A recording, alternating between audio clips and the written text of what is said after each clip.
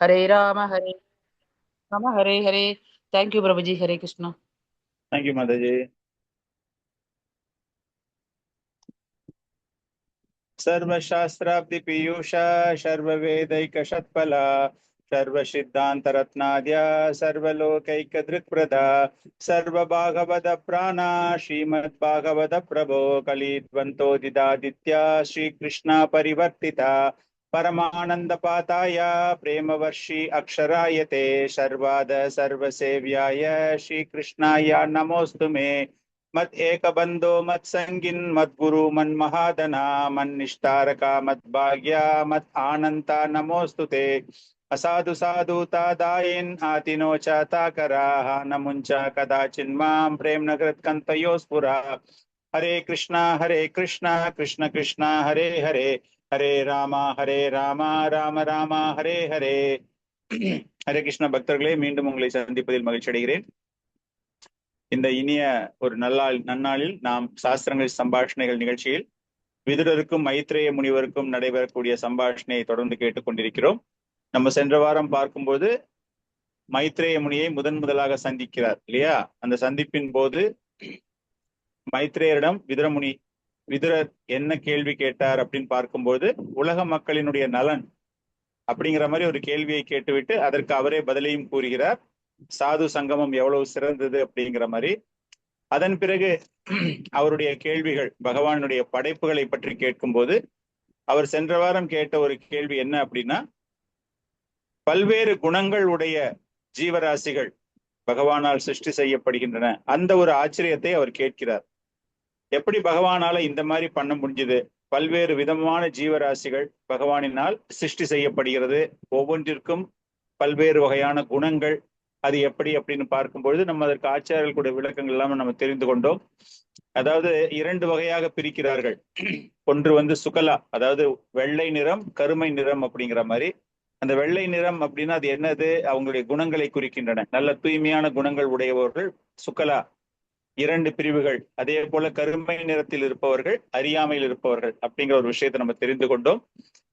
இந்த மாதிரி கேள்விகளை ஏன் அவர் இது போன்ற கேள்விகளை கேட்கிறார்? பகவானினுடைய மகிமைகள், பகவானுக்கு உள்ள அவ்வளவு பெரிய ஒரு என்ன சொல்றது, பகவானுடைய அந்த மகிமைகள் ஆச்சரியப்படத்தக்க வகையில் அவருடைய சிருஷ்டிகள் அமைந்திருக்கின்றன அப்படின்னு பார்க்கும்பொழுது இது போன்ற ஒரு கேள்வியை கேட்பதற்கான காரணம் என்ன? காரணம் என்ன அப்படின்னா, விதுரருக்கு பல்வேறு விஷயங்கள் தெரிந்திருக்கின்றன. அவர் ஒரு சாதாரணமான ஒரு ஜீவராசி கிடையாது, ரொம்பவும் முக்கியத்துவம் வாய்ந்தவர். அவர் இது போன்ற ஒரு கேள்வியை எதற்காக கேட்க வேண்டும் அப்படிங்கிறத அவரே இந்த இடத்துல முதலில் அதற்கான ஒரு காரணத்தை தெரிவிக்கிறார். விதுரரிடம், நான் இந்த மாதிரி ஒரு கேள்வி உங்ககிட்ட கேட்கிறேன்ட்டு என்ன தப்பா எடுத்துக்க கூடாது. இது கேட்பதற்கான பின்னணி என்ன? பின்னணி அதிசயத்தக்க வகையில் பகவான் பல்வேறு ஜீவராசிகளை பல்வேறு குணங்களோடு அவர் படைப்பதற்கான காரணம் என்ன அப்படிங்கிற ஒரு விஷயம். அது எதற்காக கேட்கப்பட்டது அப்படிங்கிறதுக்கான ஒரு விளக்கம் முதல் ஸ்லோகம். அவர் இந்த ஸ்லோகம் நான் அனுப்பியிருக்கவங்க எல்லாருக்குமே. பராவாரேஷம் பகவான் பிரதானி ஸ்ரூதானி மே வியாஷா முகத் அபிக்ஷணம் அத்ரப்னூமா சுல சுகாவாகனம் தேஷாம் ருதே கிருஷ்ண கத அமிர்த ஓஹாத். யாராவது படிக்க விரும்புனீங்கன்னா படிக்கலாம். श्रुतानि मे व्यासमुखात् अभीक्षणम् अतृप्नोमशुल्लसुखावहानां तेषामृते कृष्णकथामृतकात्. हरे कृष्ण प्रभु। परापरेषां भगवन् व्रतानि श्रुतानि मे व्यासमुखात् अभीक्ष्णम् अतृप्नमशुल्लसुखावहानां तेषां ऋते कथामृतगात्। कृष्ण कथा अमृत ओहत। ओके। हरे कृष्ण प्रभु। परावरेषां भगवद्व्रतानि श्रुतानि मे व्यासमुखात् अभीक्षणम् अतृप्नमशूलसुखावहानां तेषां हृदे कृष्णकथामृतौकात्. Thank you प्रभु। அதாவது இந்த ஸ்லோகத்துல பராவரேஷம் பகவான் பிரதானி, பகவானை பற்றி அதாவது இது போன்ற ஒரு விஷயங்கள் என்ன? இது போன்ற ஒரு விஷயங்கள் அந்த வெள்ளை நிறம் கருமை நிறம் அப்படின்னா உயர்ந்த தரத்தில் இருப்பவர்கள் தாழ்ந்த தரத்தில் இருப்பவர்கள் அப்படிங்கிற ஒரு விஷயம். இது நான் வியாசதேவரிடமிருந்து வியாச முகாத் அபிக்ஷணம் அவரிடமிருந்து நான் கேட்டிருக்கிறேன். அது கேட்டு கேட்டு எனக்கு திருப்தி அடைந்து விட்டேன். வியாசதேவர் எங்க கூறியிருக்கார்? மகாபாரதத்துல கூறியிருக்கார் இல்லையா? பல்வேறு வகையான வர்ணங்கள் பல்வேறு விதமான மக்களை பற்றி எல்லாம் கூறியிருக்கார் இல்லையா? அதைத்தான் இங்கு விதுரர் கூறுகிறார். நான் வியாசதேவரிடமிருந்து கேட்டு அதன் மூலமாக நான் முழுமையான ஒரு சுகத்தை, எனக்கு பரம திருப்தி அவரிடமிருந்து கேட்டது. இது போன்ற பல்வேறு விஷயங்கள். ஆனால் பகவானினுடைய கதா கிருஷ்ண கதா அமிர்த ஓகாத், பகவானினுடைய கதைகளை கேட்டு எவ்வளவு வாட்டி கேட்டாலும் எனக்கு அலுப்பு தட்டுவதில்லை, எனக்கு அதில் திருப்தி கிடைக்க மாட்டேங்குது. அதனால தான் நான் மீண்டும் மீண்டும் கேட்க வேண்டும் என்று ஆசைப்படுகிறேன். இந்த கேள்வியை நான் உங்ககிட்ட ஏன் கேட்கிறேன் அப்படிங்கிறதுக்காக, என்ன கேள்வி? பகவான் இந்த மாதிரி பல்வேறு குணங்களில் அவருடைய சிருஷ்டி அமைவதற்கான காரணம் அப்படின்னு கடைசியா கேட்கிறார் இல்லையா? சிருஷ்டியை பற்றி காரணங்கள், அவருடைய பிரதானமான கேள்வி சிருஷ்டியை பற்றி. எப்படி புருஷ அவதாரங்கள் மூலமாக எப்படி பல்வேறு வகையான படைப்புகள் வருகின்றன அப்படிங்கிற விஷயம் அவர் கேட்டார். அதனால அவர் இங்க சொல்றாரு, இந்த ஒரு கேள்வி எனக்கு பகவானை பற்றி கேட்கக்கூடியது, பகவானை பற்றி பேசக்கூடிய விஷயங்கள் எதுவுமே எனக்கு அலுப்பு தட்டுவதில்லை. வியாசதேவர் புராணங்கள் மகாபாரதத்துல எல்லாமே நிறைய சொல்லிட்டாரு. அதெல்லாமே கேட்டு நான் பரம திருப்தி அடைந்து விட்டேன். ஆனால் எனக்கு பகவானை பற்றி கேட்கக்கூடிய விஷயங்களில் இதுவரை எனக்கு திருப்தி ஏற்படவில்லை. எனவேதான் நான் கேட்கின்றேன் அப்படிங்கிறார். இப்போ மகாபாரதம் புராணங்கள் அதெல்லாம் பாத்தீங்க அப்படின்னா எதற்காக இது போன்ற ஒரு புராணங்கள் படைக்கப்பட்டன? பௌதீக வாழ்க்கையில் கட்டுண்ட ஆத்மாக்களுக்கு அட்லீஸ்ட் இறைவனை பற்றிய ஒரு உணர்வு, கிருஷ்ண உணர்வு வருதோ இல்லையோ, அட்லீஸ்ட் கடவுள் அப்படிங்கிற ஒரு உணர்வு அவர்களுக்கு ஏற்பட வேண்டும். உண்மையான ஒரு ரியல் பர்பஸ், உண்மையான இலக்கு, காரணம், எதற்காக இது போன்ற ஒரு காவியங்கள் படைக்கப்படுகின்றன, உறங்கிக் கொண்டிருக்கக்கூடிய அந்த இறை உணர்வை தட்டி எழுப்ப வேண்டும் என்பதற்காகத்தான். மகாபாரதத்துல குருக்ஷேத்திர யுத்தத்தை நீங்க எடுத்துக்கிட்டீங்க அப்படின்னா, சாதாரணமா ஒருத்தர் படிக்கிறாங்க அப்படின்னா அதுல எல்லா அம்சங்களும் அடங்கி இருக்கின்றன.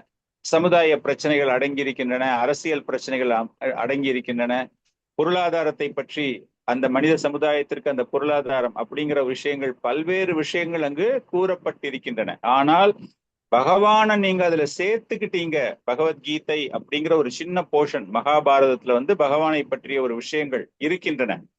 அப்போ அந்த மாதிரி ஒரு விஷயம் அதுல சேர்க்கப்படும் பொழுது பகவானும் அதுல இருக்காரு, அவருடைய ஒரு பங்கும் அது போன்ற ஒரு புராணங்களில் இருக்கின்றன அப்படின்னா, ஒரு சாதாரணமான வரலாற்றை கூட திவ்யமான வரலாறாக மாற்றக்கூடிய மகிமை பகவானுக்கு உண்டு இல்லையா? சாதாரணமா நீங்க மகாபாரதத்தை இட் இஸ் அ ஃபைட்டிங், ஒரு சண்டை நடக்கிற கதை, நல்லா இன்ட்ரெஸ்டிங்கா இருக்கு, ரெண்டு குடும்பத்துக்குள்ள சண்டை அப்படிங்கிற மாதிரி நம்ம பார்க்கும்போது அதுல ஒரு கொஞ்சமா சின்ன போர்ஷன் தான், 700 ஸ்லோகங்கள். அதுல பகவத்கீதை அப்படிங்கிற ஒரு விஷயம் சிறு அளவே இருந்தாலும் அந்த மகாபாரதத்துல இருக்கக்கூடிய அத்தனை ஸ்லோகங்களுக்கு மத்தியில இது ரொம்ப சின்னதா இருந்தாலும் கூட அந்த வரலாறு அப்படிங்கிறது திவ்யமான ஒரு வரலாறாக மாறுகிறது. அதுதான் பிரபுபாதர் சொல்றாரு, பகவான் இல்லாமல் எந்த ஒரு சிறிய ஒரு நூல்கள் கூட, சப்ளிமெண்ட்ரின்னு சொல்லுவோம் இல்லையா, ஒரு இடை சருக்கு, ஒரு பிரதானமான ஒரு புத்தகம் ஒண்ணு வாங்கினீங்க அப்படின்னா அதோட இலவச இணைப்பு அப்படின்னு ஒண்ணு கொடுப்பாங்க. அந்த மாதிரி பார்க்கும்போது புராணங்கள் மகாபாரதத்துல கொடுத்துருக்கு அப்படின்னா அதுல பகவான் இருக்கிறாரு அப்படின்னாலே அது திவ்யம். காரணம், அந்த புத்தகத்தை 2 பேர் படிக்கிறாங்க. ஒருத்தருக்கு பக்தி இல்லாதவர் படிக்கும்போது குருக்ஷேத்திர யுத்தம் அப்படின்னு பார்க்கும்போது அவர்கள் பார்க்குவது அனைத்துமே பௌதிக கண்ணோட்டத்தோடு பார்க்கிறார்கள். 2 பேருக்கு நடக்கக்கூடிய ஒரு யுத்தம், அரசியலாக அதை பார்க்கிறார்கள். இது அரசியல் சச்சரவு, அரசியல் பிரச்சனைகள், குடும்ப தகராறு, எப்படி யுத்தம் புரிய வேண்டும் அப்படிங்கிற ஸ்ட்ராட்டஜி, அவர்களுடைய திறமை அங்கு கையாளப்படுகிறது. நிறைய ராஜாக்களை பற்றி பேசுகிறார்கள், நிறைய ராஜ்யங்களை பற்றி பேசுகிறார்கள், அப்படிங்கிறதோட அவங்க நிறுத்திடுவாங்க. ஆனால் அதே ஒரு பக்தன் படிக்கும்போது அந்த பக்தனுக்கு என்னெல்லாம் புரிகிறது என்றால், எப்படி பகவான் தன்னுடைய திட்டத்தை தீட்டுகிறார், தர்மத்தை நிலைநாட்டுவதற்காக அவர் எப்படி தன்னுடைய திட்டத்தை தீட்டுகிறார், எப்படி அர்ஜுனன் மீது தன்னுடைய கருணையை அவர் காண்பிக்கிறார், அர்ஜுனனுக்கு எப்படி பகவத்கீதையை பகவான் வெளிக்கொணர்ந்து விடுகிறார். It is a revelation, right? பகவான் அந்த இடத்துல காட்டுறாரு. அந்த எதை காட்டுறாரு? பகவத்கீதை அப்படிங்கிற ஒரு பொருள் பொருள் கிடையாது. ஒரு திவ்யமான காவியம் அங்கு பகவானினால் வெளிப்படுத்தப்படுகிறது. அந்த ஆத்மா தூய்மை அடைவதற்காக அப்படிங்கிற கண்ணோட்டத்தோட பக்தர்கள் எல்லாருமே பார்ப்பாங்க. அங்க நடக்கிற நிகழ்ச்சி ஒரே நிகழ்ச்சி தான், யுத்தம், குருக்ஷேத்திர யுத்தம். ஆனால் அந்த பார்வை, அந்த பார்க்கக்கூடிய கான்சியஸ்னஸ் சொல்லுவாங்க, அந்த உணர்வுகள் எப்படி அதுக்கு உணர்கின்றன. சோ அதைத்தான் விதுரர் இங்கு கூறும்பொழுது மைத்ரேயரம் என்ன கூறுறார் அப்படின்னா, அந்த மாதிரி ஒரு பௌதிகத்தனமான விஷயங்கள், அரசியல் தலைப்புகள் கொண்ட ஒரு விஷயங்கள் வியாசதேவர் சொல்லியிருக்காரு, அதெல்லாம் நிறைய தெரிஞ்சாச்சு. அதுக்கு மேல எனக்கு திரும்ப திரும்ப அதை கேட்கறதுல எனக்கு வந்து பெரிய ஒரு ஆசையே இல்லை. ஆனா இந்த இடத்துல இந்த பகவானை பத்தின எந்த விஷயமாக இருந்தாலும் சரி, நான் நிச்சயமாக என்னுடைய ஆவல் குறையவே இல்லை. கிருஷ்ண கதா அப்படிங்கும்போது எனக்கு அந்த திவ்யத்தை மீண்டும் மீண்டும் கேட்க வேண்டும், எனக்கு திருப்தி ஏற்படும் வரை நான் கேட்க வேண்டும் அப்படிங்கிறது தான் இந்த ஸ்லோகத்தில் அவர் கூறுகிறார். தொடர்ந்து அதை கூறுகிறார், அதற்கான ஒரு காரணத்தையும் அவர் கூறுகிறார். இந்த மனித சமுதாயத்தில் கிருஷ்ண கதையை கேட்பவர்கள் யாரேனும் நான் திருப்தி அடைந்து விட்டேன் என்று கூறுவார்களா? அந்த பகவானினுடைய அந்த புனித பாதங்களில் தஞ்சம் புகுந்து அந்த பகவானை பற்றி பல்வேறு விஷயங்கள் நாம் தெரிந்து கொள்ளும் பொழுது, ஒரு புனித யாத்திரையே நம்ம செய்யறோம், ஒரு தீர்த்த யாத்திரையே நம்ம செய்யறோம்.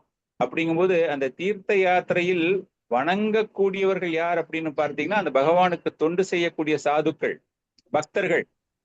அவர்களை பற்றி, அவர்களுடைய பெருமைகளை பற்றி அப்படின்னு கேட்கும்போது நமக்கு அலுப்பு தட்டுவது கிடையாது. நம்முடைய திருப்தி அதிகரித்து கொண்டே, அதாவது இன்னும் வேணும் இன்னும் வேணும் என்று கூறக்கூடிய அளவுக்கு அது நமக்கு ஒரு ஆர்வத்தை தூண்டுகிறது. அதுவும் இல்லாமல் அது போல கேட்பதினால் அவர்கள் புனிதம் அடைகிறார்கள். அந்த புனிதம் அடையும் போது அவர்களுக்கு என்ன ஆயிடுது அப்படின்னா, பௌதிக பந்தங்களிலிருந்து அவர்கள் வெளியேறுகிறார்கள்.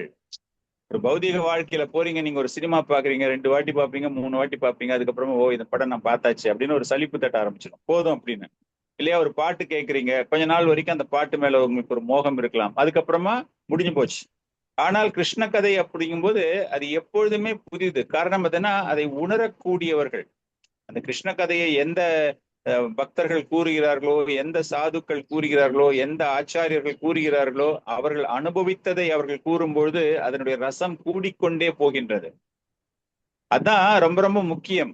யா கர்ண நாதிம் புருஷஸ்ய யாதக. காது கேட்கிறது, மனதில் அது படுகிறது, இதயம் தூய்மை அடைகிறது. அப்படின்னா பக்திக்கு ரொம்ப ரொம்ப முக்கியமான விஷயம் என்னவென்றால் காதுகள், ஸ்ரவணம்.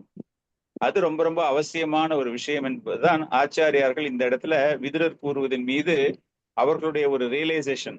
அந்த பொருளுரையாக பிரபுபாதர் எழுதும் போது அந்த ஸ்ரவணத்திற்கு எவ்வளவு முக்கியத்துவம் தர வேண்டும் அப்படிங்கிற ஒரு விஷயம்தான்.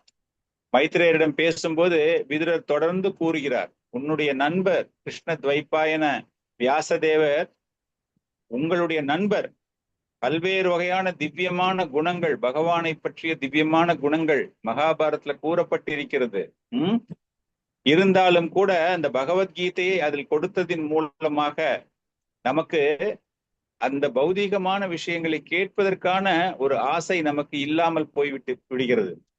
நம்ம ஏன் திரும்ப மகாபாரத்தை கேட்கணும் படிக்கணும் அப்படின்னு ஆசைப்படுகிறோம் என்றால், அதுல பகவத்கீதை அப்படிங்கிற ஒரு பகுதி இருப்பதினால். யார் சொல்றா? இங்க விதுரர் சொல்றாரு. விதுரர் அந்த அளவுக்கு ஒரு உன்னதமான நிலையில் இருப்பவர், ஒரு ஒரு மகாபாகவத நிலையில் இருக்கிறார். அதனால அந்த கிருஷ்ண கதா என்பது மிகவும் சக்தி வாய்ந்தது, ஆற்றல் வாய்ந்தது. ஒருவருடைய காதுகளில் நுழையும் போதே அது என்ன ஆயிடுது அப்படின்னா, இந்த பௌதீக ஆற்றல்களின் மூலமாக அந்த மாயை அப்படிங்கிற நிலையிலிருந்து அவர்கள் வெளியேறுகிறார்கள். நம்ம சொல்றோம் இல்லையா, ஷண்வதா ஸ்வகதகா கிருஷ்ணா புண்ணிய ஸ்ரவண கீர்த்தனகா. இந்த காதுகளில் காரணம் என்ன, பகவான் ஒவ்வொருவருடைய இதயத்திலும் வீற்றிருக்கிறார், பரமாத்மாவாக வீற்றிருக்கிறார். அவர் அந்த உண்மையான பக்தர்களுக்கு மிக சிறந்த நண்பனாக அவங்க கேட்க ஆரம்பிச்சுட்டாங்க. ஹிருதயந்தஸ்தோ, அந்த அந்த இதயத்தில் இருந்து கொண்டு அந்த இதய கலங்கங்களை, அபத்ராணி அப்படின்னா இந்த காமம், குரோதம், லோபம், மாட்சரியம், மதம், மோகம், இது எல்லாமே எக்கச்சக்கமா இருக்கு. பௌதிக ஆசைகள், என்ன சொல்றது, பொய் அகங்காரங்கள், இவ்வளவு இருக்கும்போது அந்த இதயத்துல இதுதான் அபத்ராணி. இது எல்லாமே அது கேட்பதின் மூலமாக நம்ம நம்ம இதயத்தை தூய்மைப்படுத்திக் கொள்ள வேண்டாம், பகவான் அதை தூய்மைப்படுத்துகிறார். நம்ம கேட்கணும், அவ்வளவுதான். நம்மளுடைய வேலை என்ன? கேட்பது, பகவானுடைய நாமத்தை உச்சரிப்பது. பகவானுக்கு நீங்க ஏதாச்சும் ஒரு கடமை செய்யணும்னு ஆசைப்பட்டீங்கன்னா எதுவுமே செய்ய வேண்டாம், ஜஸ்ட் ஸ்ரவணம் இஸ் இனஃப். அவருடைய கதைகளை நீங்கள் கேட்க சென்றாலே அது உண்மையான ஒரு முயற்சி, உங்களுடைய உண்மையான முயற்சி. மற்றதை பகவான் கிருஷ்ணர் பார்த்து கொள்வார். சரி, கேட்டாச்சு. கேட்ட உடனே என்ன ஆகுது நமக்கு? அந்த பக்தியானது, அந்த பகவானை பற்றி கேட்கும் போது இட் இஸ் அ பக்தி இல்லையா, அது திடப்படுத்தப்படுகிறது. நஷ்டப்பிராயேஷு அபத்ரேஷு நித்தியம் பாகவத செய்ய. அந்த அந்த அந்த மனசுல இருக்கிற கலங்கங்கள் முழுமையாக முறியடிக்கப்படுகின்றன, தூய்மைப்படுத்தப்படுகின்றன. தொடர்ச்சியாக நாம் கேட்கும்போது நஷ்டப்பிராயேஷு, கம்ப்ளீட்டா அந்த அனர்த்தங்கள் அந்த இடத்துல வெளியெடுக்கப்படவில்லை. நஷ்ட பிராயேஷு மீன்ஸ் அது அப்படியே வீக் ஆயிடுது. உங்களுடைய பலகீனம், அதாவது உங்களுடைய கலங்கங்கள், உங்களுடைய ஆசைகள் பலகீனம் அடைகின்றன. ஆசை பலகீனம் அடையும் போது உங்களுக்கு என்ன ஆகும்? திரும்ப அதை அனுபவிக்கணும் அப்படிங்கிற அந்த ஆசையே இருக்காது இல்லையா? சோ அதுதான் அங்கு கூறப்படுகிறது. நஷ்டப்பிராயேஷு அப்படின்னா யுவர் டிசையர்ஸ் ஆர் வீக்கனிங். இந்த அனர்த்தங்கள் எல்லாமே குறைய ஆரம்பிக்கின்றன. அதன் மூலமாக பகவான் நம்முடைய இதயத்தை மாற்றுகிறார். இதுக்கு முன்னாடி நம்ம என்ன சொல்லுவோம்? எனக்கு சாண்டிங் பண்ண ஆசையே இல்லை. ஆனா இப்ப நம்ம என்ன சொல்றோம்? எனக்கு சாண்டிங் பண்ண ஆசை இருக்கு, பகவான் கிருஷ்ணரை எனக்கு பிடித்திருக்கிறது. இது ஒரு உணர்வு பூர்வமாக நாம் எடுக்கக்கூடிய முடிவு கிடையாது. It is not an emotion.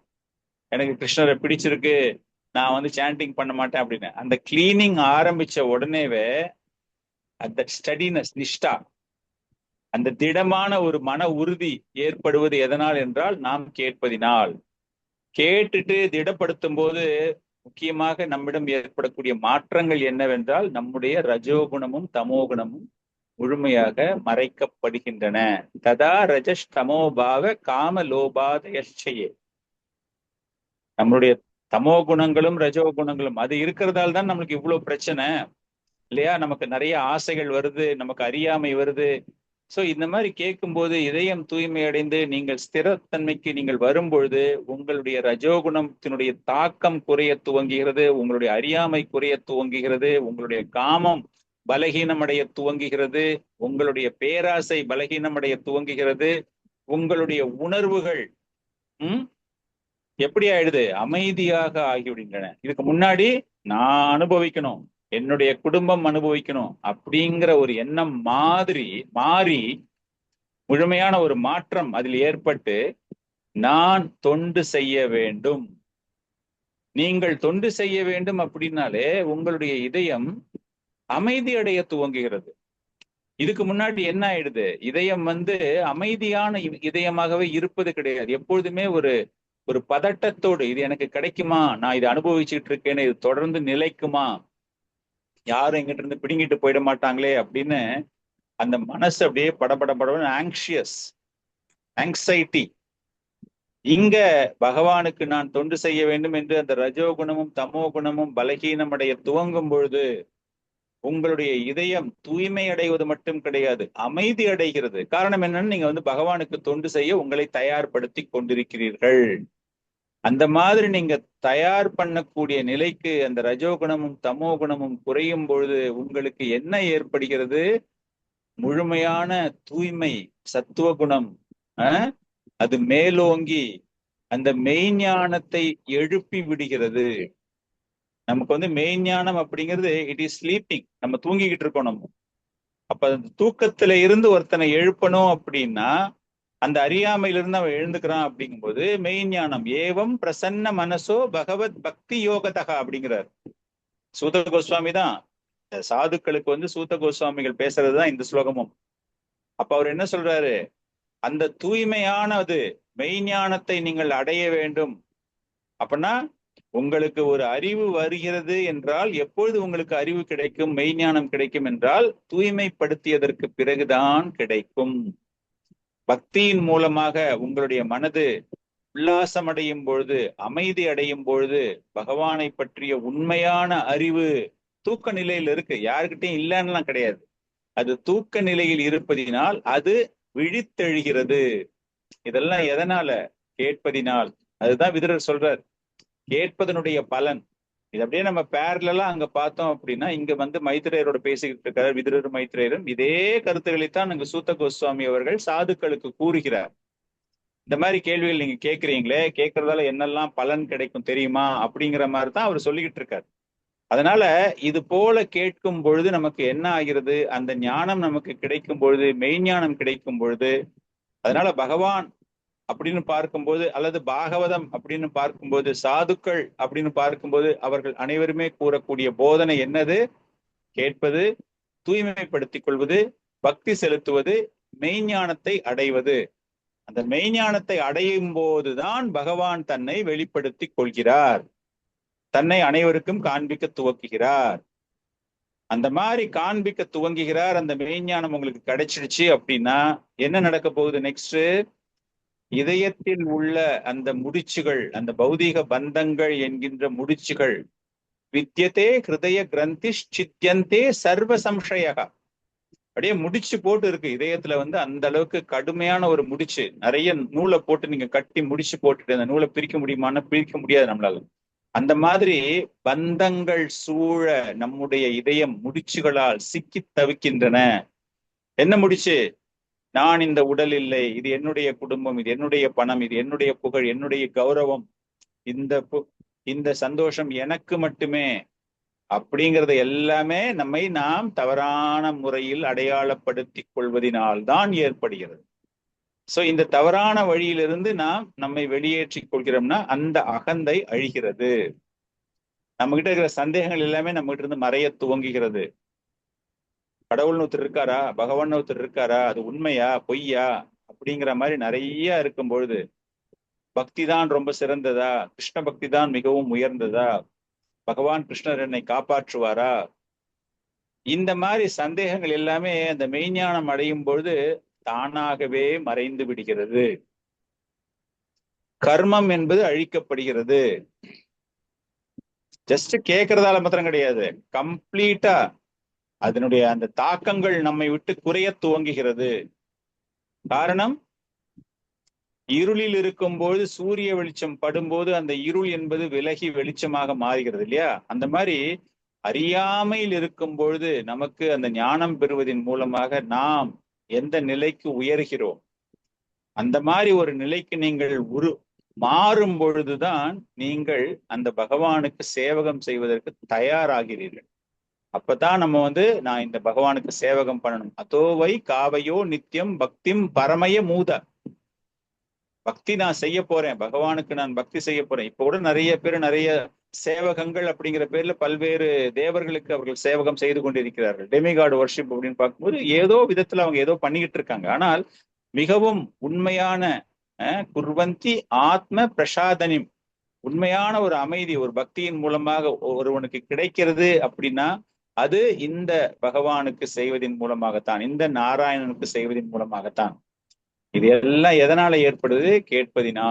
கேட்பதினால பகவானுடைய இதயத்தை தூய்மைப்படுத்துகிறார். எல்லா விதமான கலங்கங்களும் நிவர்த்தி செய்யப்பட்டு நிஷ்டா நிலைக்கு, நம்மளை ஒரு திடமான ஸ்திரமான நிலைக்கு எடுத்து செல்லும் பொழுது நம்மிடம் உள்ள காம இச்சை ஆசைகள் எல்லாமே, ரஜோகுணம் தமோகுணங்கள் எல்லாமே மறைந்து நாம் பகவானை உணரக்கூடிய மனநிலைக்கு, அந்த மெய்ஞான அறிவை பெறுவதற்கான நிலைக்கு நாம் முன்னேறி சென்று கொண்டிருக்கிறோம். அப்படி இருக்கும்போது பகவானுக்கு எந்த அளவுக்கு ஆனந்தம் கிடைக்கும் அப்படிங்கிற ஒரு விஷயம்தான், பகவானுக்கு சேவகம் செய்யறோம் அப்படிங்கும்போது எந்த அளவுக்கு ஒரு ஆனந்தம் நமக்கு கிடைக்கிறது அப்படிங்கிற விஷயம்தான் இந்த இடத்துல மைத்ரேய முனி பிளஸ் சூத்த கோஸ்வாமி ஒரே கருத்துக்கள் ரெண்டு பேருமே கேட்பதின் மூலமாக. ஏன் இந்த கேள்வியை கேட்கணும், எதற்காக நான் இந்த கேள்வியை உங்ககிட்ட கேட்டேன் அப்படிங்கிறதுக்கு அவர் மைத்ரேய முனி கிட்ட விளக்கம் தரும்பொழுது அதனுடைய பலன் என்ன என்பதை நாம் புரிந்து கொண்டோம். இப்போ அடுத்தது மைத்ரேய முனி ஏன் ஒரு சிலரினால் இந்த ஸ்ரவணம் செய்ய முடிவது கிடையாது, ஏன் அவர்களால் கேட்க முடிவதில்லை அப்படிங்கிறது ஒரு காரணத்தையும் அவர் இங்கு தெரிவிக்கிறார். யார் தெரிவிக்கிறார்? விதுரர் மைத்ரேயரிடம் கூறும்போது ஒரு சிலரால் தெரிஞ்சுக்க முடியலையே, காரணம் என்ன அப்படின்னு பார்க்கும்பொழுது அவர்களுடைய பாவ விளைவுகள், அவர்கள் செய்த பாவமான செயல்களின் மூலமாக, அதற்காகத்தான் மகாபாரதம் அதுல ஒரு சிறு பகுதி பகவத்கீதை அது படைக்கப்பட்டதற்கு காரணம் என்னன்னா, இது போன்ற நிலையில் இருப்பவர்கள் மீது ஒரு பரிதாபம் ஏற்பட்டு கருணையின் அடிப்படையில். இதுல விதுரர் சொல்லக்கூடிய விஷயத்தை நீங்க பாத்தீங்கன்னா, வைஷ்ணவருடைய ஒரு இதயம் எப்படி தூய்மையானது, எப்படி மற்றவர்களுக்காக வருந்தக்கூடியது அப்படிங்கிறதை விளக்கக்கூடிய அற்புதமான ஒரு ஒரு ஒரு கான்வர்சேஷன் இந்த இடத்துல, சம்பாஷணை. நான் இப்படிப்பட்ட இது இப்ப அவரு தானே பேசுறாரு, மைத்ரேயர் தானே பேசிக்கிட்டு இருக்காரு. சோ நீங்க சொல்லுங்க, இந்த கதையை நீங்க சொல்லுங்க அப்படின்னு கேட்கறதுக்கு இவ்வளவு ஜஸ்டிபிகேஷன். அது கேட்டா இவ்வளவு பலன்கள் அப்படிங்கிறத பார்த்தோம். நீங்க சொல்வதின் மூலமாக யாரெல்லாம் கேட்கலையோ, யாரெல்லாம் அவஸ்தைப்பட்டுக்கிட்டு இருக்காங்களோ, யாரெல்லாம் வந்து இந்த பௌதிக பந்தங்களில் வீழ்ச்சி அடைந்து கொண்டிருக்கிறார்களோ, அவர்கள் ஏதேனும் ஊக அடிப்படையில் ஏதேனும் விஷயங்களை புரிந்து கொள்ளாமல் உண்மையான விஷயங்களை அவர்கள் புரிந்து கொள்ள வேண்டும், அதற்காகவும் நீங்க சொல்லணும் அப்படிங்கிற மாதிரி ஒரு கருத்துக்களை இங்கு விதுரர் எடுத்து வருகிறார். சோ அந்த வைஷ்ணவர் அப்படின்னு அவரை பார்க்கும் பொழுது, நான் அவர்களை வெறுக்கிறேன், இந்த மாதிரி கேட்கறவங்க, கேட்காம இருக்கிறவங்க, பக்தி கிருஷ்ண பக்தி கேட்காம இருக்கிறவங்க மேல எனக்கெல்லாம் ஒரு வெறுப்பு, அவங்கள பத்தி பேசாதீங்க அப்படிலாம் சொல்லல. அவர்களுக்காக நான் வருந்துகிறேன் அப்படிங்கிறார். ஏன் அவங்களால கேட்க முடியல அப்படின்னு சொல்லிட்டு, சோ அதுக்காகவாச்சும், சோ அந்த வருத்தம், அந்த கம்பேஷன் சொல்லுவோம் இல்லையா, இதுதான் ஒரு உண்மையான ஒரு பக்தனினுடைய ஒரு கருணை.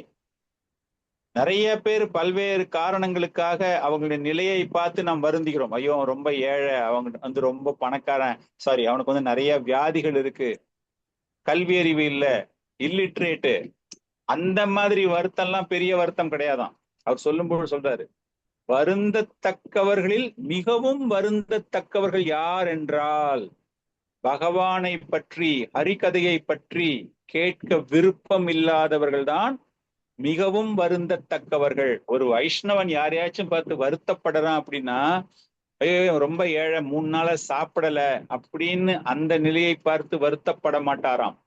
அவர் எதை பார்த்து வருத்தப்படுவார் என்றால், ஹரிகதை கேட்க விருப்பம் இல்லாமல் இவன் இருக்கின்றானே அப்படின்னு அதற்காக வருத்தப்படுவார்களாம். காரணம், உண்மையான அந்த வாழ்க்கையினுடைய நோக்கத்தை அவர்கள் இழந்து விட்டார்கள். ஹரேர் கதையாம் விமுகான், அந்த ஸ்லோகத்துல பாத்தீங்கன்னா, விமுகாம் என்றால் அவங்க வந்து அந்த முகத்தை அப்படியே திருப்பிட்டு போயிடுவாங்களாம். யாராச்சும் போய் கிருஷ்ணா அப்படின்னு சொன்னா மூஞ்ச திருப்பிட்டு போயிடுவாங்களாம். அது நம்மளே பாக்குறோம், நிறைய பேரை பாக்குறோம். நம்ம போய் இஸ்கானை பத்தி பேசுறோம், வாங்க கோயிலுக்கு வாங்க, இந்த புக்கை படிங்க அப்படின்னா விருப்பம் இல்லாமல் செல்கிறார்கள். ஆக்சுவலா விதுரர் என்ன சொல்றாருன்னா, அவங்கள பார்த்துதான் நீங்க வருத்தப்படணும் அப்படிங்கிறாரு. நீங்க மத்தவன் எவனோ ஒருத்தர் ரோட்ல பிச்சை எடுக்கிறான், ஒரு கை போயிடுச்சு, ஒரு கால் போயிடுச்சுன்னு அவன் மேல வருத்தப்பட்டு அவனுக்கு உதவி பண்ணாதீங்க. யாரு வந்து கிருஷ்ணரை நோக்காமல் அந்த ஜீவன் பௌதீக உலகத்தை நோக்குகிறார்களோ, புலன் இன்பத்தை நோக்குகிறார்களோ, புகழை நோக்குகிறார்களோ, அவர்கள் அனைவருமே வருத்தத்திற்கு உள்ளானவர்கள். அவர்களை பார்த்துதான் நாம் வருத்தப்பட வேண்டும், விமூக. சோ அந்த மாதிரி ஆளுங்களுக்கும் இது தேவைப்படுகிறது, இந்த கிருஷ்ண கதா என்பது தேவைப்படுகிறது. ஆகேன விமுக ஆகேன,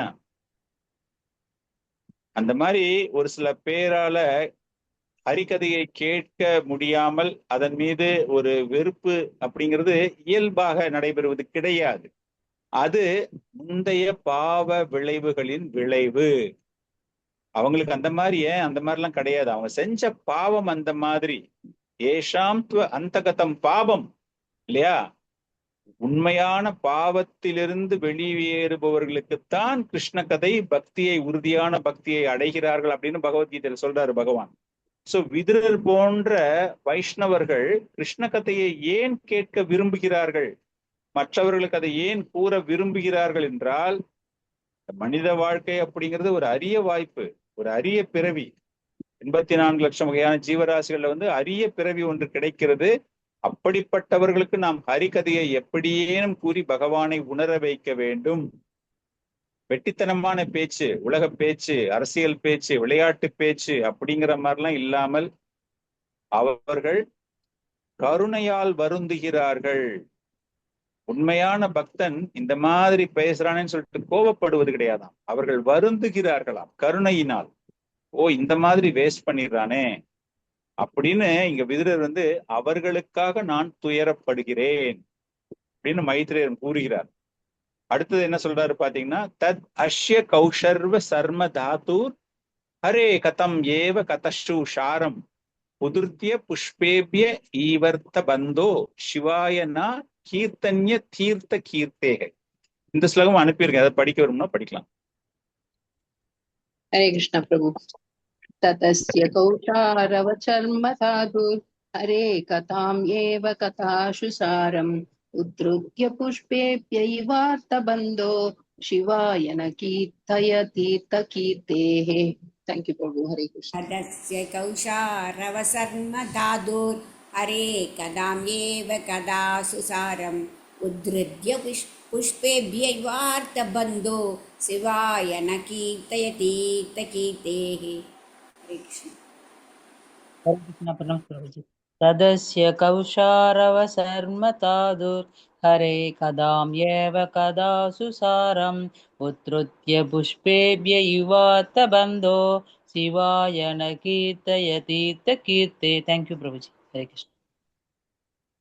ஹரே கதம் ஏவ கதாசு சாரம். மைத்ரேயரே, நீங்கள் துன்பப்படுபவர்களுக்கு நீங்கள் இனிமையானவர், அவருடைய நண்பர்.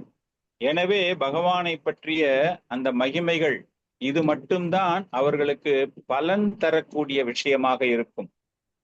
எப்படி தேனீக்கள் ஒவ்வொரு மலர்களாக சென்று தேனையை அந்த தேனை சேமித்து வைக்கிறதோ, அதுபோல பகவானை பற்றிய திவ்யமான லீலைகள் அனைத்தையும் நீங்கள் கூறுங்கள்.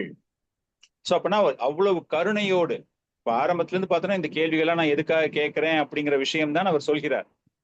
அதனால பகவானை பற்றிய திவ்யமான விஷயங்கள், அனைவரையும் காப்பாற்றுபவர், கட்டுப்பாட்டாளர், பரம்பொருள், பல்வேறு அவதாரங்களை எடுத்தவர், பல்வேறு ஆற்றல்கள் உடையவர், அனைத்து ஆற்றலையும் பராமரிப்பதற்காக, இந்த பிரபஞ்சத்தின் பராமரிப்புக்காக பயன்படுத்துபவர், அவரை, அந்த புகழை நீங்கள் தயவு செய்து கூறுங்கள் அப்படிங்கிற மாதிரி தான் அவர் அந்த இடத்துல அவரை புகழ்ந்தும் பாடுகிறார். அந்த பகவானின் கிருஷ்ண கதாவை எதற்காக கேட்க வேண்டும் அப்படின்னும் விதுரர் இந்த இடத்துல மைத்ரேயரிடம் கூறுகிறார். சோ இதெல்லாமே சொல்லி முடிச்ச உடனே அப்படியே பேரலா அங்க சுகதேவ கோஸ்வாமி, பரீட்சித் மகாராஜா, சூத கோஸ்வாமி, சௌனக ரிஷி, சுகதேவ கோஸ்வாமி, பரீட்சித் மகாராஜா. சுகதேவ கோஸ்வாமி இதுக்கு அங்க பரீட்சித் மகாராஜாவிற்கு பதிலளித்துக் கொண்டிருக்கிறார். சூத்த கோஸ்வாமியுமே கோட் பண்ணியிருக்காரு. நம்ம இதுக்கு முன்னாடி பார்த்தோமே, சூத்த கோஸ்வாமியும் அந்த சாதுக்களுக்கு he was also quoting இந்த கேட்பது ஸ்ரவணத்தினுடைய ஒரு முக்கியத்துவம் அப்படிங்கிற விஷயம் அவர் எடுத்துட்டு வர்றது. இங்க விதுரர் ஸ்ரவணம் எந்த அளவுக்கு முக்கியம், இது போன்ற வீழ்ச்சி அடைந்தவர்களை நீங்கள் நல்வழிப்படுத்த வேண்டும், அதனால நீங்க சொல்லுங்க அப்படின்னு எடுத்துட்டு வரும்போது இந்த கான்வர்சேஷனை ரிலேட் பண்ணி சுகதேவ கோஸ்வாமி பரீட்சித் மகாராஜாட்ட சொல்றாராம். அந்த மாதிரி அவ்வளவு அற்புதமான ஒரு கேள்விகளை கேட்டதற்காக சுகதேவ கோஸ்வாமி சொல்றாராம் பரீட்சித் மகாராஜ்கிட்ட, மைத்ரேய முனி விதுரரை பாராட்டுகிறார். மக்களுடைய நலனுக்காக இவ்வளவு பிரமாதமான ஒரு கேள்வியை நீ கேட்டிருக்க, நீ ஒரு உண்மையான ஒரு வைஷ்ணவனுடைய ஒரு குணம் நீ கேட்ட கேள்வியின் மூலமாக அப்படின்னு அவரை புகழ்ந்து பேசுவதாக சுகதேவ கோஸ்வாமி அவர்கள் பரீட்சித் மகாராஜாவிடம் அங்கு கூறிக்கொண்டிருக்கிறார். இப்ப மைத்ரேயர் பேச போறார். இந்த கேள்வி எல்லாம் கேட்டாச்சு இல்லையா, விதுரர் எல்லா கேள்வியும் கேட்டாச்சு. நிறைய கேள்வி இல்லை, ஃபர்ஸ்ட் கேள்வி கேட்டதுக்கு அது இவ்வளவு பெரிய கேள்வி. கேள்வி என்னமோ சின்ன கேள்விதான், ஆனால் அந்த கேள்வியை எதற்காக கேட்கிறேன், அந்த கேள்வியினுடைய ஒரு முக்கியத்துவத்தை தெரியப்படுத்த வேண்டும் அப்படிங்கிற ஒரு தோரணையில அவர் இந்த அளவுக்கு ஒரு முக்கியத்துவமான ஒரு சப்ஜெக்ட் நான் கேட்டிருக்கேன் அப்படிங்கிறதுக்கான காரணங்களை எல்லாம் விளக்கி கொண்டு இருக்கிறார். அது எல்லாமே கேட்டு முடிச்சோடனே இப்ப மைத்ரேய முனி அவர் ரொம்ப பிரமாதமாக விதுரரை பாராட்டுகிறார், புகழ்கிறார். அவருடைய தன்மைகளை எல்லாமே ரொம்ப அப்படியே புகழ்ந்து பேசிய பிறகு அவர் மைத்ரேயோவாச்ச சாது பிரஷ்டம் த்வயோஷாதோ லோகான் ஷாத்வ அனுக்ரநாத கீர்த்திம் விதன்வதல்லோகே ஆத்மானா அதோக்ஷ ஜாத்மனஹ. அதாவது படிக்க வரும்னு படிக்கலாம். Yes प्रभु। मैत्रेयोवाच साधु पृष्ठं त्वया साधो लोकान् साधु अनुगृह्णता कीर्तिं विदन्वता लोके आत्मनो दोक्षजात्मनः। Thank you प्रभु। சோ மைத்ரேய முனி ஆரம்பிக்கும் போது விதுரரை மிகவும் புகழ்ந்து பேசுகிறார். இது போன்ற ஒரு கேள்வி எல்லாருடைய நலனுக்காகவும் உன்னுடைய கருணை இதன் மூலமாக வெளிப்படுத்துகிறது.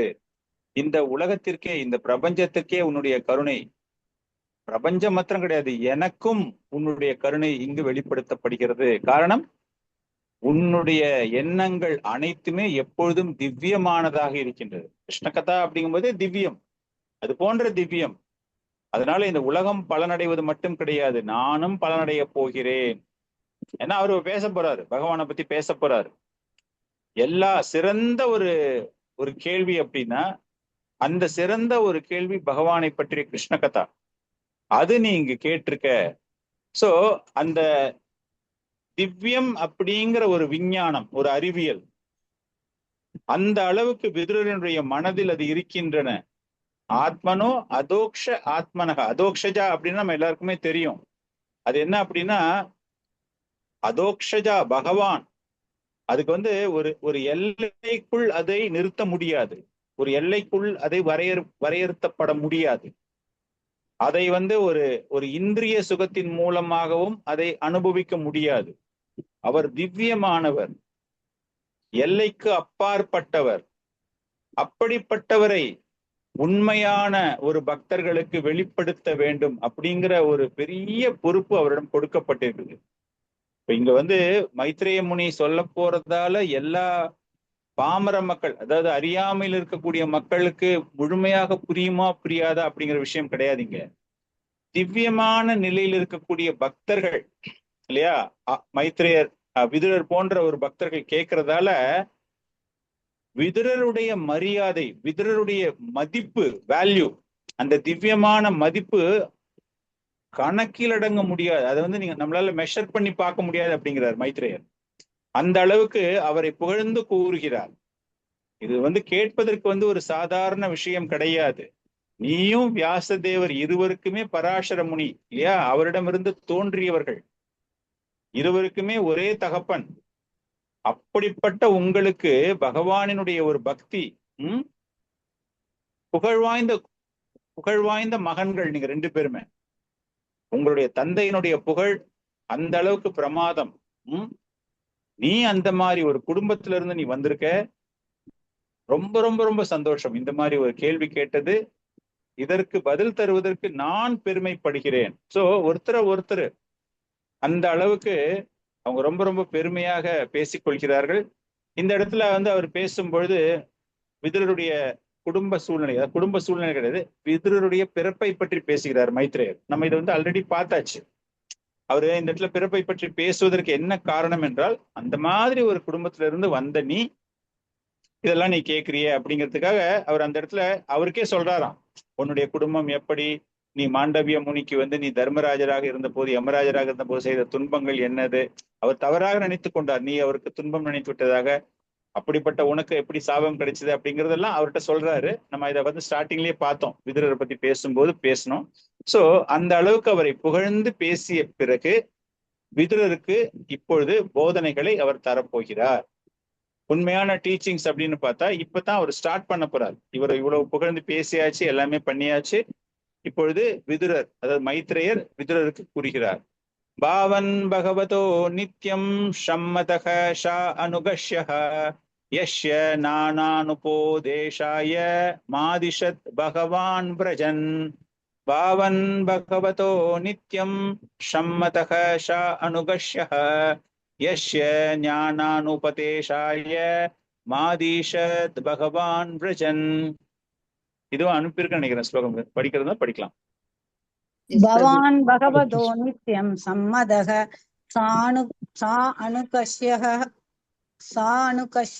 யஸ்ய ஞானோபதேசாய மாதிசத் பகவான் பிரஜன். ஹரே கிருஷ்ணா பிரபு. பவான் பகவதோ நித்யம் சம்மத சானுகஸ்யஹ யஸ்ய ஞானோபதேசாய மாதிஷத் பகவான் பிரஜன். தேங்க்யூ பிரபு. பவான் பகவதோ நித்யம் சம்மதக சானுகஸ்யஹ யஸ்ய ஞானோபதேசாய மாதிசத் பகவான் பிரஜன். பாவன் பகவத், எஸ் படிங்க. ஓகே பிரபு. பவான் பகவதோ நித்யம் சம்மத சானுஹஷ்யः யஸ்ய யஞானோபதேசாய மாதி சத் பகவான் விரஜதந்த். தேங்க்யூ பிரபு. தண்ட பிரணாம். ஹரே கிருஷ்ணா. சோ மைத்ரேய முனி இங்க ஆரம்பிக்கும் போது மீண்டும் விதுரரை ரொம்ப புகழ்ந்து அவர் என்ன சொல்றாருன்னா, ஆரம்பிக்கும் போது சொல்றார், நீ பகவானினுடைய நித்தியமான ஒரு சகாவாக இருக்கிறாய். அப்படிப்பட்ட உனக்கு அந்த பகவான் தன்னுடைய லீலைகளை முடித்து செல்லும் பொழுது என்னிடம் ஒரு உத்தரவை கொடுத்தார். எனக்கு ஒரு he has given me an instruction. நீ சாதாரணமா யமராஜராக ஒரு ஒரு சேவகம் செய்யக்கூடிய நிலையில் இருப்பவன் கிடையாது. நீ நித்தியமாக வேறு ஒரு ரூபத்தில் பகவானினுடைய நித்திய சகாவாக இருக்கிறாய். சோ பகவான் வைகுந்தத்திற்கு செல்லும் போது விரஜான் மா, அவர் செல்லும் பொழுது, மாம் என்றால் he has ordered me, எனக்கு ஒரு உத்தரவை கொடுத்து சென்றிருக்கிறார். அப்படின்னா நீ பகவானுக்கு எப்பொழுதுமே மிகவும் நெருக்கமானவன், மிகவும் நெருங்கியவன். பகவான் உன்னிடம் அவ்வளவு அன்பு கொண்டிருக்கிறார். அது தவிர நீ ஒரு மிக உன்னதமான நிலையில் இருக்கக்கூடிய ஒரு தொண்டன், ஒரு சேவகன். அவர் எனக்கு இந்த உத்தரவை கொடுத்திருக்கிறார் அப்படின்னு சொல்லிட்டு, என்ன அப்படின்னா, உனக்கு ஞானத்தை வழங்கும்படி எனக்கு கூறியிருக்கிறார். நீங்க ஒரு ஐ திங்க் லாஸ்ட் கிளாஸ்ல உத்தவர் ஒரு வார்த்தை ஒண்ணு சொல்றாரு. உத்தவர் என்ன சொல்றாருன்னா, நானும் மைத்ரேயரும் பகவான் இந்த லீலைகளை முடித்து கொண்டு செல்லும் பொழுது அவருடைய அருகில் இருந்தோம், எனக்கு ரகசியமான அறிவுகளை வழங்கினார் அப்படின்னு சொல்றாரு. அப்ப அதுக்கு நம்ம ஆச்சாரியார்கள் கொடுத்த ஒரு கமெண்ட்ரி நம்ம பார்த்தோம். என்ன பார்த்தோம்? இந்த ரகசியமான அறிவை பகவான் மைத்ரேயருக்கும் வழங்கி இருக்கிறாரா அப்படிங்கிறது நமக்கு தெரியாது. உத்தவர் என்ன சொல்றாரு? எனக்கு அந்த ரகசியமான அறிவு தரப்பட்டது, ஆனால் என்னால் அதை உனக்கு இப்பொழுது கூற முடியாது. எனக்கு பகவான் வேறொரு சேவகம் கொடுத்திருக்கிறார். ஆனால் அந்த நேரத்தில் மைத்ரேயரும் அந்த இடத்தில் இருந்தார் அப்படிங்கிற மாதிரி போட்டு ஆச்சாரியர்கள் ஒரு கொஸ்டின் மார்க் போட்டாங்க. அந்த ரகசியமான அறிவு மைத்ரேயருக்கு வழங்கப்பட்டதா இல்லையா அப்படின்னு. அதுக்கான பதில் இந்த ஸ்லோகத்துல வருது பாரு. இந்த ஸ்லோகத்துல அவர் என்ன சொல்றாரு? மைத்ரேயர் என்ன சொல்றாரு? நீ பகவானுக்கு அவ்வளவு நெருக்கமானவன், அவருக்கு நித்தியமாக தொண்டு செய்பவன்.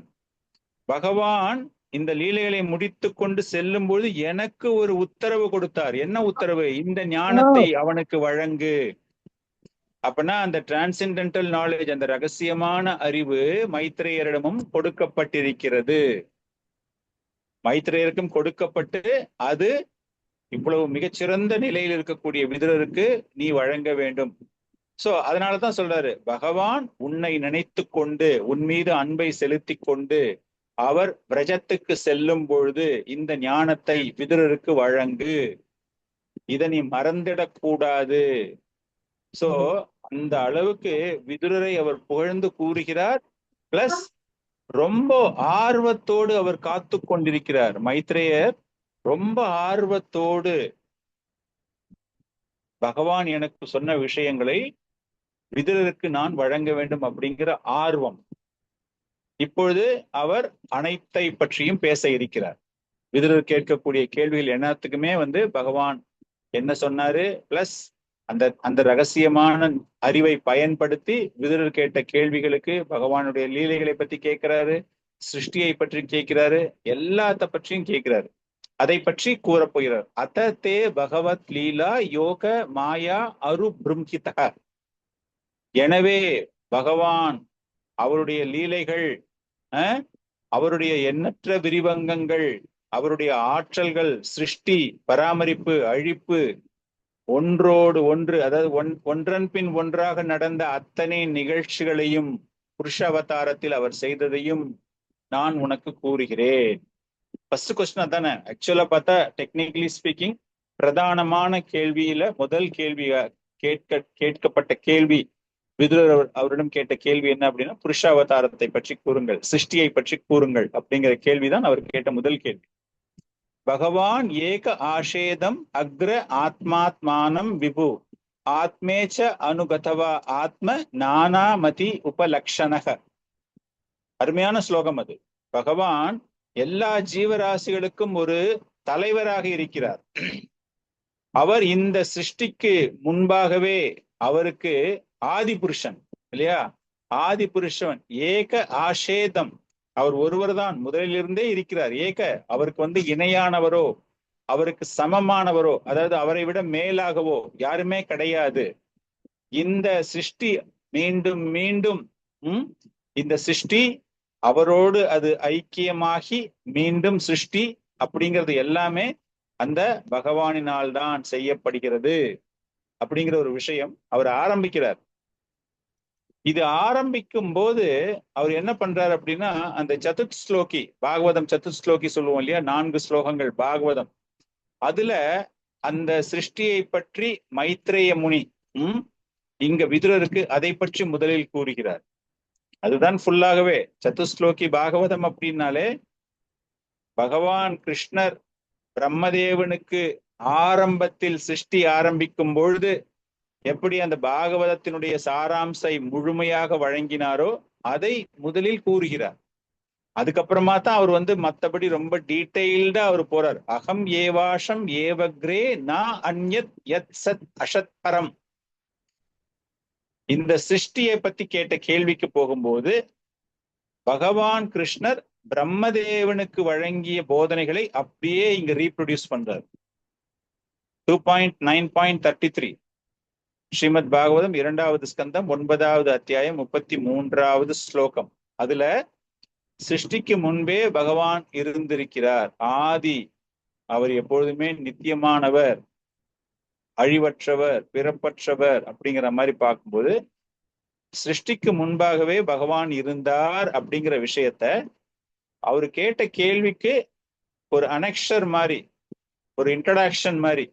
நீங்க ஒரு எஸ்ஏ ஒண்ணு எழுதுறீங்க, எஸ்ஏல ஒரு அறிமுகம் அப்படின்னு போட்டு நீங்க எழுதுவீங்க ஸ்டார்டிங்ல, அந்த மாதிரி அவர் கேட்ட கேள்விக்கு சதுஸ்லோகியை ரெஃபர் பண்ணி he started answering.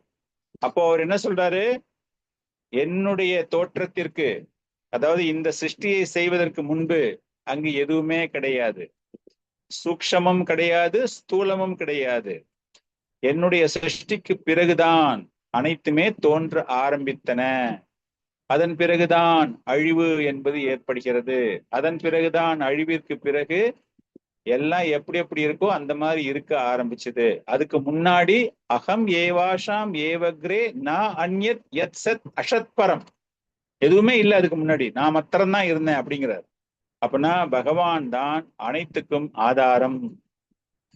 இந்த பௌதீக உலகம் என்பது தன்னிச்சையாக சுதந்திரமானது கிடையாது, இது பகவானினுடைய ஆற்றலினால் உருவாக்கப்பட்டது அப்படிங்கிற முதல் கருத்து அங்கு விதுரருக்கு வழங்கப்படுகிறது. அடுத்தது, அனைத்துமே பகவானோடு தொடர்புடையது அப்படிங்கிற மாதிரி சொல்ற. ரதே அர்த்தம் யத் பிரதியேத நா பிரதியேத சாத்மனி. 2.934 ஸ்ரீமத் பாகவதம் 2வது ஸ்கந்தம் 9வது அத்தியாயம் 34வது ஸ்லோகம். ரதே அர்த்தம் யத் பிரதியேத நா பிரதியேத ச ஆத்மனி. இங்க எல்லாமே என்னோடு இணைந்தது, எல்லாத்துக்குமே தனித்துவம் என்பது கிடையாது, இது அனைத்துமே என்னுடைய ஆற்றலினால் இயங்குகிறது. நீ பார்க்கிற மாயா சக்தியாக இருந்தாலும் சரி, நீ பார்க்கக்கூடிய ஒரு பிரதிபலிப்பான பிம்பமாக இருந்தாலும் சரி, நீ பார்க்கக்கூடிய ஒரு இருளாக இருந்தாலும் சரி, இதற்கான ஒரு ஒரு ஒரு வாட் டு யூ சே, ஒரு வேல்யூ, இதற்கென்று ஒரு மதிப்பு, இதற்கென்று ஒரு பொருள் இருக்கின்றது என்றால் அதற்கு காரணகர்த்தா நான் தான். பிரம்மனுக்கு சொல்லக்கூடிய அறிவுரை. அப்படின்னா இந்த பகவானை பத்தி, பகவானுக்கு எந்த மாதிரி ஒரு பொசிஷன் இருக்கின்றது அப்படிங்கிற ஒரு விஷயம் இங்கு விதுரருக்கு தரப்படுகிறது. பகவான் இல்லாம ஏதாச்சும் தனிமையில் இருக்கு அப்படின்னு பாத்தீங்கன்னா அது ஒரு மாயை. இண்டிபெண்டா நீங்க ஏதோ பண்றீங்க அப்படின்னா அது தவறு. அப்படிப்பட்ட ஒரு செயல்பாடு என்பது கிடையாது, அது நிரந்தரமானது கிடையாது, அழியக்கூடியது. அந்த மாதிரி ஒரு நினைவில் நீங்கள் ஒரு உறவை வளர்த்து கொண்டால் அந்த உறவும் கூட பொய்யான உறவு, அதுவும் மாயையை போன்றதுதான். சோ எனிதிங் பகவானோடு தொடர்புடையது அற்றதாக இருந்தால், தொடர்பற்றவையாக இருந்தால் அது நிச்சயமாக மாயை, ஒரு கனவு. பாலைவனத்துல மிராஜ் சொல்லுவாங்க இல்லையா, அந்த மாதிரி காணல் நீர் போல உங்கள் கண்களுக்கு பார்ப்பதற்கு இருப்பது போல் தோன்றினாலும் அது போன்ற ஒரு உருவம் அங்கு கிடையாது. சோ அனைத்துமே பகவானோடு தொடர்புடையது. நாம் பார்க்கக்கூடிய இடங்கள் அனைத்துமே பகவான் இருக்கக்கூடியது. நாம் அந்த பகவானை காண வேண்டும். யதா மாகந்தி பூதானி பூதேஷு ச வச்சேஷ்வ அனு. அடுத்த ஸ்லோகம் 2.9.35 அதையும் சொல்றார். சொல்லிட்டு அதுக்கு என்ன சொல்றாரு, இந்த ஜீவராசிகள் எப்படி அப்படின்னா பகவான் அந்த பஞ்ச மகத்தத்துவம் அப்படிங்கிறதே எல்லாமே பகவானிடமிருந்து வருகின்றன, அதிலிருந்து தோன்றியவைதான். பார்ப்பதற்கு சுதந்திரமானவையாக தெரிந்தாலும் அனைத்துமே என்னிடமிருந்து வருகின்றன. ஆனால் பார்ப்பதற்கு தனித்தனியாக இருப்பது போல் தான் இருக்கிறது. இப்போ மண் எடுத்துக்கிறீங்க, காற்று எடுத்துக்கிறீங்க, நெருப்பு எடுத்துக்கிறீங்க, எல்லாமே இட் லுக்ஸ் இண்டிபெண்டன்ட். அதுதான் அதனுடைய ஒரு ஸ்பெஷாலிட்டி, ஒரு தனித்துவம். அப்படின்னா பார்ப்பதற்கு தனித்தனியாக சுதந்திரமாக இருப்பது போல் தோன்றினாலும் அனைத்தும் என்னோடு கலந்தவை. அப்படின்னா பரமாத்மா, ஒரு ஜீவன், பகவான் அப்படின்னு பாத்தீங்கன்னா எல்லாமே ஒன்றோடு ஒன்று தொடர்புடையது, ஒன்றோடு ஒன்று ஏதோ ஒரு உறவை வைத்து கொண்டிருக்கிறது. ஆனால் நம்ம என்ன பண்றோம், அது எல்லாமே தெரியாமல். சோ பகவான் என்பவர் அனைத்து இடங்களிலும் இருக்கிறார். அவர் எதினாலும் அவர் கட்டுப்படுத்துவது கிடையாது, யாராலும் அவரை கட்டுப்படுத்தவும் முடியாது அப்படிங்கிற விஷயம்தான் இந்த இடத்துல கூறப்படுகிறது. சோ அப்படிப்பட்ட பகவானை புரிந்து கொள்வது எப்படி? ஏதாவத் ஏவ ஜிக்னஷ்யம் தத்துவ ஜிக்ஞான ஷு அனத்மனக.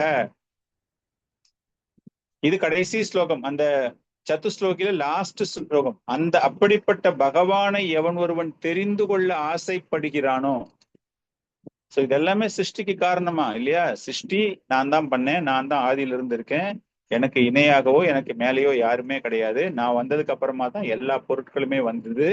எல்லா பொருட்களுமே மகத்தத்துவம், எல்லாமே பார்ப்பதற்கு தனித்தனியாக உங்களுக்கு தோன்றினாலும் அவை அனைத்துமே ஒன்றோடு ஒன்று என்னுடைய ஆற்றலின் மூலமாகத்தான் இயங்கிக் கொண்டிருக்கின்றன. பார்ப்பதற்கு தனித்துவம் உடையதாக இருந்தாலும் அவைகள் சுதந்திரமற்றவை, என்னுடைய கட்டுப்பாட்டில் இருக்கின்றன. அனைத்துமே ஒன்றோடு ஒன்று தொடர்புடையதாகத்தான் இருக்கிறது. இவை அனைத்திலும் நானும் ஒரு தொடர்பில் இருக்கின்றேன். பரமாத்மாவாக, ஆத்மாவாக, பகவானாக தொடர்பில் நான் இருந்து கொண்டிருக்கிறேன். இதையெல்லாம் புரிந்து கொள்பவன் தான் பரம்பொருளை புரிந்து கொள்கிறான் அப்படிங்கிறதான் கடைசி ஸ்லோகம், அந்த சத்துஸ்லோகில 4வது ஸ்லோகம். இதை தெரிந்து கொள்ள விரும்புபவன், இந்த பகவானை, இந்த சூழ்நிலையை தெரிந்து கொள்ள விரும்புபவன், அது நேரடியாகவும் தெரிந்து கொள்ளலாம், எதிர்மறையாகவும் தெரிந்து கொள்ளலாம். நீங்கள் தெரிந்து கொள்ள வேண்டிய விஷயம் பகவானோடு பக்தி அப்படிங்கிற அந்த உறவு எப்படிப்பட்டதாக இருக்க வேண்டும், அந்த உறவை எப்படி வலுப்படுத்த வேண்டும். சோ இந்த 4 ஸ்லோகங்கள் ஆரம்பிச்சு கொடுத்துட்டு அதுக்கப்புறமா தான் அவர் சொல்ல போற கனெக்ஷன் அவர் எடுத்துட்டு வர போறார். பகவான் இதுக்கு ஆன்சர் கொடுத்திருக்காரு, இதையும் நீ தெரிஞ்சுக்கணும் விதுரா அப்படின்ட்டு இதை சொல்லிட்டு தான் சொல்றாரு. என்ன சொல்லியிருக்காரு? அகம் ஏவ, எல்லாத்துக்குமே காரணம் பகவான். அந்த மாயான்னு ஒண்ணு வந்ததுன்னா கூட that is not connected to பகவான். அது உங்களுடைய மறதியை ஏற்படுத்துகிறது. என்ன மறதியை ஏற்படுத்துகிறது? பகவானோடு உள்ள உறவு. அந்த உறவிலிருந்து நீங்கள் வெளியேறுகிறீர்கள். பகவான் நம்மோடு தொடர்பில் இருக்கிறார். பௌதிக வாழ்க்கை முழுக்க அவர் தான் இருந்தாலும் அதற்கு அப்பாற்பட்டவராகவும் இருக்கிறார். அனைத்துக்கும் காரணகர்த்தாவாக இருக்கிறார். உண்மையான ஞானம் உங்ககிட்ட வந்துடுச்சு அப்படின்னா அந்த உண்மையான ஞானம் என்ன அப்படின்னா பகவானை எல்லா இடங்களிலும் எல்லா ரூபங்களிலும் பார்க்கிறாய். அவரோடு உள்ள உறவு என்ன என்பதை நீ புரிந்து கொள்ள வேண்டும் அப்படிங்கிறதுதான் அவர் அந்த ஸ்லோகங்களில் அதை பற்றி கூறுகிறார். சோ இதை கூறிய பிறகுதான் அவர் ஆக்சுவலாக அவர் கூறப்பட்ட மற்ற கேள்விகள், அந்த புருஷ அவதாரம், விராட ரூபம், லீலா அவதாரம், பல்வேறு வகையான கோள்கள், ஜீவன்கள், சர்க்கா விசர்கா நம்ம பார்த்தோம் அப்படின்னா, பாகவத்துல பார்த்தோம் அப்படின்னா அதை பற்றி எல்லாமே அவர் பேச போகிறார். சோ இதோட நம்ம இன்னைக்கு வகுப்பை நிறுத்துகிறோம். பேசிக்கலி அவர் கேட்ட கேள்விகளுக்கு மைத்ரேய முனி பதிலளிப்பதற்கு முன்பாக இந்த கேள்விகளுக்கு பகவான் எப்படி பதில் கொடுத்திருக்கிறார் பிரம்மதேவனுக்கு கூறுவது போல, சோ அவரு ஏதாச்சும் ஒண்ணு கொடுக்காம இந்த ரகசியமான அறிவு, கான்பிடென்ஷியல் அறிவு வழங்கப்பட்டதுன்னு சொன்னார் இல்லையா, உத்தவர் சொல்றார் இல்லையா, இந்த மாதிரி ஒரு ரகசியம். காரணம், பிரம்மதேவனுக்கு கொடுக்கப்பட்ட போதனை, நான் என்னால் கொடுக்கப்பட்ட போதனை அப்படிங்கிற விஷயத்த உத்தவனுக்கு சொல்றாரு அப்படின்னா that it self is very confidential. எல்லாருக்குமே போய் சொல்லிட்டு இருக்க மாட்டார் அவர். இந்த மாதிரி ஒரு உயர்ந்த நிலையில் இருந்தவர்கள் சொல்றாரு, அவர்கள் மூலமாக விஷயம் நமக்கு அந்த சங்கிலி தொடர் போல அது நமக்கு வந்து கொண்டிருக்கிறது. சோ இந்த ஒரு ரகசியமான ஞானத்தை பெற்ற மைத்ரேய முனி இந்த கேள்விக்கு தொடர்புடையதாக கருதி அதை முதலில் அவர் கூறுகிறார். இதற்கப்புறமா அவர் என்னெல்லாம் சொல்ல போறார் அப்படிங்கறத நம்ம அடுத்த வகுப்புல பார்க்க போறோம். சோ இன்னைக்கு வகுப்பு நம்ம இதோட நிறுத்திக் கொள்கிறோம். ஹரே கிருஷ்ணா. ஏதான சந்தேகங்கள் இருந்தா கேட்கலாம்.